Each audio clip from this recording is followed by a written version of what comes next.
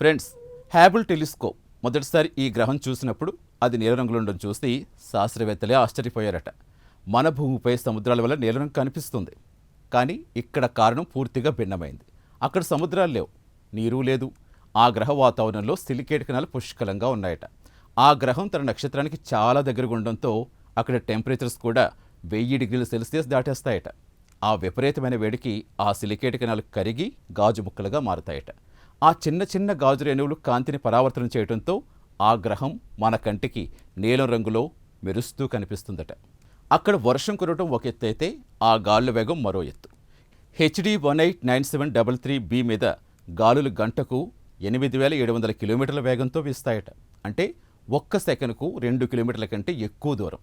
విచిత్రం ఏంటంటే అక్కడ వర్షం నిలువుగా పడదు. ఆ భయంకరమైన గాలు దాటికి గాజు ముక్కలు అడ్డంగా కురుస్తాయట. మీరక్కడ నిలబడ్డారనుకోండి, ఆ పదునైన గాజు ముక్కలు తుపాకీ బుల్లెట్ల కంటే వేగంగా మీ శరీరాన్ని చీల్చుకుంటూ వెళ్ళిపోతాయట. ఒక్క క్షణం కూడా మనిషి మనుగడ అక్కడ సాధ్యం కాదట. భూమిపై వచ్చే అత్యంత భయంకరమైన తుఫాన్లు కూడా ఈ గ్రహం మీద వచ్చే చిన్న గాలి దుమారం ముందు జుజుబి అన్నమాట.